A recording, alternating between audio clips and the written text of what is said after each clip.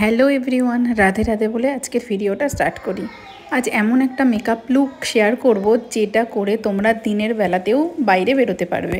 পুজো কিন্তু আমাদের দোরগোড়ায়, পুজোর আর মাত্র হাতে গোনা কয়েকটা দিন বাকি। সেই কথা মাথায় রেখেই এই মেকআপ লুকটা আমি তৈরি করেছি। পুরো মেকআপটাই আমি এমনভাবে করব, মানে নো মেকআপ লুক হবে, খুব হালকা, যাতে আমরা দিনের বেলা বেরোলেও আমাদের মেকআপ গলে গলে না পড়ে। ঠিক এই রকমভাবে মেকআপ করেই আমি কিন্তু বাইরে বহুবার বেরিয়েছি দিনের বেলায়, এবং আমার মেকআপ কিন্তু এক্স্যাক্ট সেরকমই থেকেছে যেরকমভাবে আমি বাড়ি থেকে বেরিয়েছিলাম। প্রথমে আইব্রোসটাকে ফিল করেছি, একদম ন্যাচারাল দেখতে লাগছে। কিভাবে করলাম তোমরা দেখেই নিলে।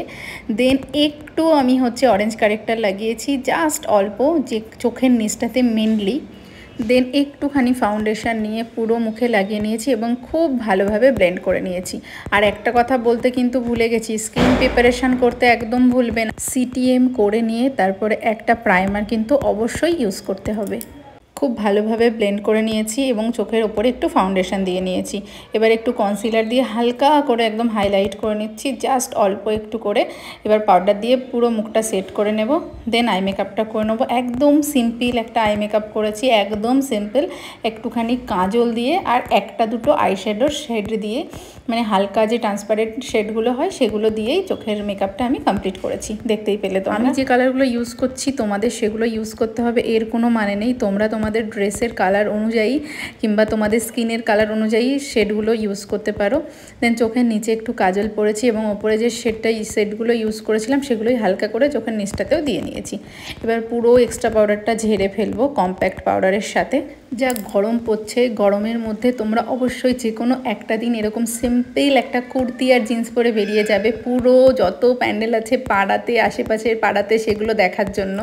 আমি কিন্তু প্রত্যেকবার তাই করি, প্রত্যেক বছর পুজোতে পঞ্চমীর দিন সন্ধেবেলা কিংবা ষষ্ঠীর দিন সন্ধেবেলা পুরো পাড়ার ঠাকুর, আশেপাশের পাড়ার ঠাকুর সমস্তগুলো দেখে নিই এরকম একটা কুর্তি আর জিন্স পরে।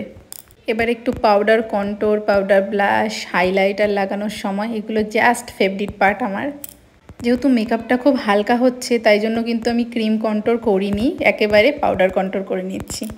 মেকআপ আমার অলমোস্ট ডান, একটু শুধু লিপস্টিক বাকি আছে আর একটু চুলটা সেট করার আছে, ব্যাস, তাহলেই মেকআপটা আমার হয়ে যাবে।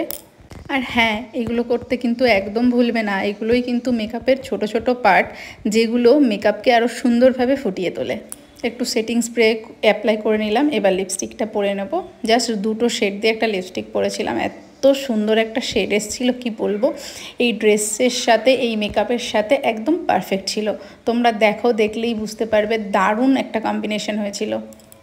আর পুজোতে কে কোন দিন কী ধরনের পোশাক পরে বেরোচ্ছ কমেন্টে প্লিজ জানিও, কে কী কী কিনলে সেটাও জানিও।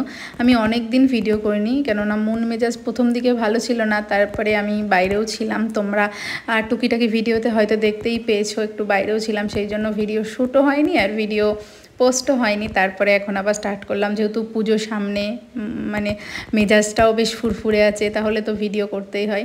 এই যে পুরো লুকটা আমার ঠিক এরকম ছিল, কেমন লাগছে তোমরা কিন্তু জানিও। আর আমি হেয়ারস্টাইল করতে মানে অতটা পছন্দ করি না, একটু জাস্ট হালকা করেছি, সবসময় একই জিনিস ভালো লাগে না, তাই জন্য। কেমন লাগলো তোমরা কিন্তু অবশ্যই জানাবে, আর আমার এই লুকটা পছন্দ হলে তোমরা কিন্তু ক্রিয়েট করবে।